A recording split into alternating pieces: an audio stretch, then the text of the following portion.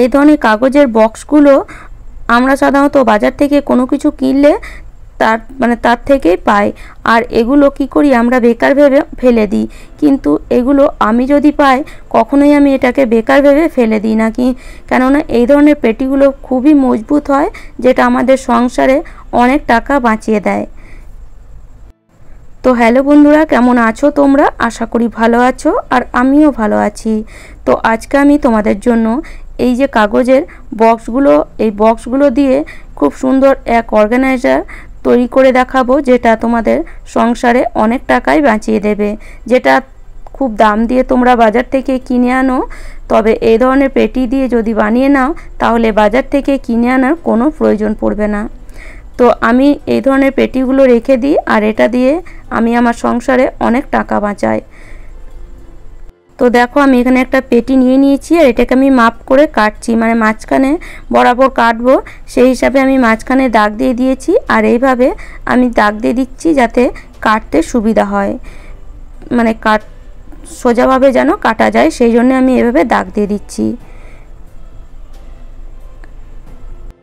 তো পুরোটাই আমি দাগ দিয়ে নিয়েছি। এবার একটা ছুরি দিয়ে পেটিটাকে আমি কেটে নেব।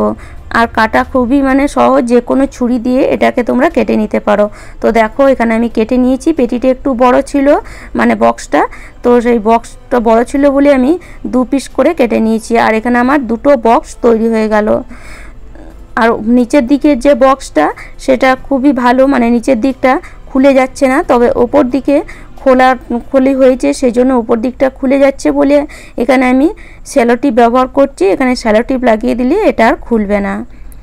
তো দেখো সুন্দর 2টো আমার বক্স তৈরি হয়ে গেল। তো এবার এটাকে আমি কভার দেব এই ধরনের শপিং ব্যাগ দিয়ে। এই ধরনের শপিং ব্যাগগুলো তো আমাদের বাড়িতে আসেই, আর এগুলো আমরা বেকার ভেবে অনেক সময় ফেলে দিই, আবার কোথাও রেখে দিই। কিন্তু এগুলো যদি আমরা এইভাবে ব্যবহার করি, এটা কাজেও চলে আসবে, আর আমাদের অনেকটা সময় আর খরচও বাঁচবে। তো দেখো কিছুই করতে হবে না, কোনো আটা, কোনো সেলাইয়ের কোনো প্রয়োজন নেই। খালি এই শপিং ব্যাগের মধ্যে আমি একটা কাগজের বক্স বা পেটি ঢুকিয়ে নিলাম, আর এইভাবে আমি ভাঁজ করে খালি এটাকে সেট করে দেব।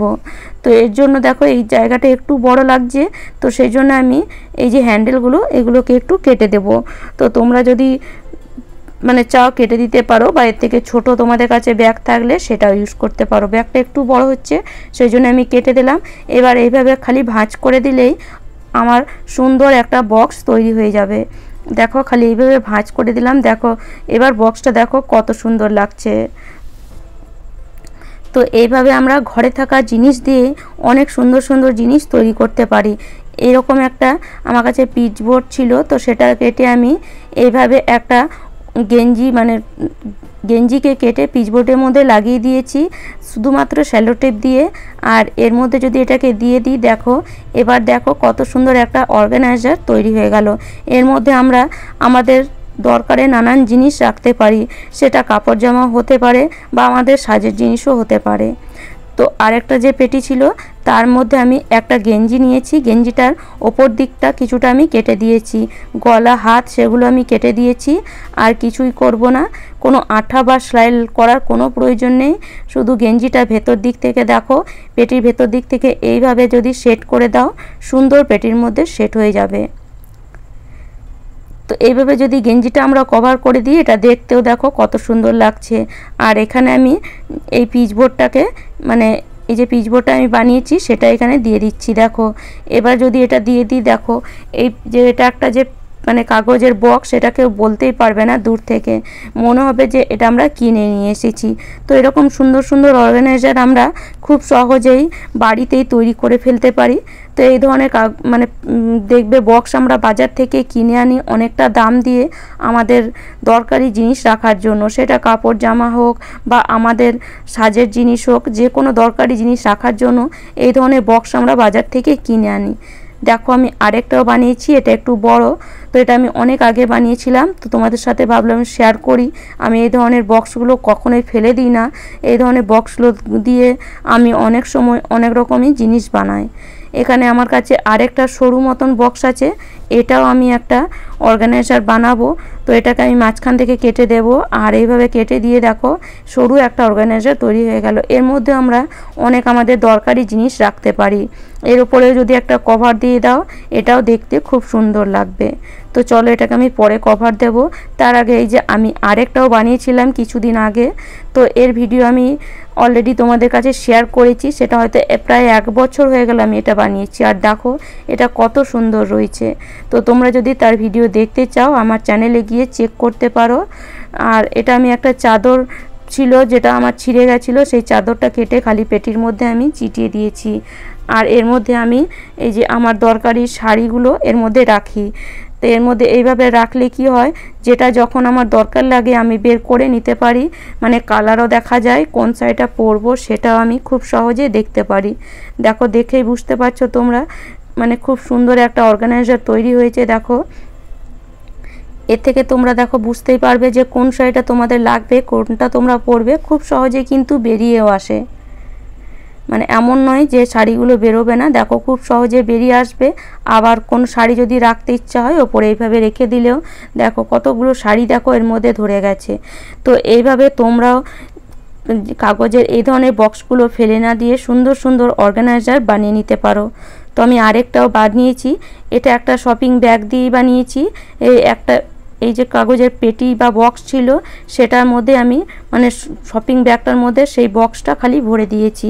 শপিং ব্যাগটাতে আমি দেখো আমি কাটিও নি, অলরেডি খালি ভরে দিয়েছি। আর ওপর থেকে একটা একটু মোটা ধরনের কাগজ ছিল আমার কাছে, তো সেটা ওপর থেকে এইভাবে দিয়ে দিলাম।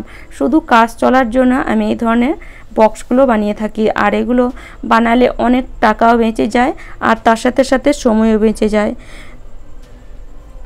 তো আজকে আমি আমার আলমারিটা গোছাচ্ছি, সেই জন্য আরও 2-3টে আমার এই ধরনের বক্সের দরকার ছিল। অলরেডি আমার কাছে এই দেখো এই একটা বক্স আছে, তো এটাও একটা খালি গেঞ্জিকে আমি ভরে দিয়েছি, আর ওপর থেকে এরকম একটা মোটা পিচবোর্ড দিয়ে দিয়েছি।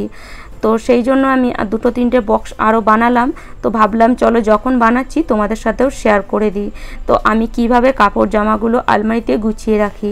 তো দেখো এখানে আমার যে সায়াগুলো আছে সেগুলো আমি এক জায়গায় ভাঁজ করে নিয়েছিলাম, আর এইভাবে এই যে বক্সের মধ্যে রেখে দিলাম। এতে কোন সায়াটা পরবো সেটা খুব সহজেই বেরিয়ে যাবে, আর কালারগুলোও দেখা যাবে। দেখো দেখেই তোমরা বুঝতে পারছো, দেখো আর এটা দেখতেও দেখো কত ভালো লাগছে। তো আমরা আলমারিতে যদি আমরা নর্মালি ওপরে ওপরে রেখে দিই, অনেক সময় আমাদের বের করতে অসুবিধা হয়। একটা বের করতে গেলে একসঙ্গে দেখবে 2-3টেও বেরিয়ে আসে।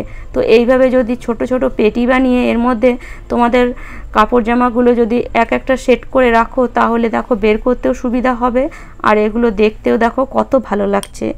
তো আমি আলমারি সাধারণত এইভাবেই গুছিয়ে থাকি। আর এই ধরনের বক্স আমরা বাজার থেকে অনেক দাম দিয়ে কিনি, কিন্তু আমি একটাও দেখো কিনিনি, আমি সবই ঘরে বানিয়েছি। আর এইভাবে আমি আমার আলমারিটা পুরো সাজিয়ে নিলাম। তো দেখো তোমরা দেখে বুঝতে পারবে, দেখো এই কোণাতে যে বক্সটা আছে আমি গোল্ডেন কালারের দিয়েছি, যে সরু যে পেটিটা ছিল সেই পেটিটার মধ্যে আমি গোল্ডেন কালারের খালি একটা শপিং ব্যাগ ভরে দিয়েছি, বাস পেটিটা আমার তৈরি হয়ে গেছে। দেখো দেখে বুঝতে পারছো, দেখো কত সুন্দর লাগছে। মানে আলমারিটা যখন তখন আমরা খালি করতে পারবো, আবার যখন তখন গুছিয়ে নিতে পারবো। আবার এক একটা কাপড়ও আমরা গুছিয়ে নিতে পারবো। এক একটা বক্স যদি আমাদের নোংরা হয়, এক একটা আমরা বক্স গুছিয়ে নিতে পারবো।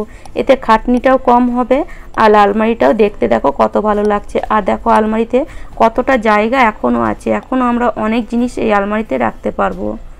তো আশা করি আজকের টিপসটা তোমাদের কাজে আসবে। আর আমার টিপস যদি তোমাদের এতটুকুও ভালো লেগে থাকে তাহলে অবশ্যই লাইক করো, শেয়ার করো, আর আমাকে কমেন্ট করে অবশ্যই জানিও।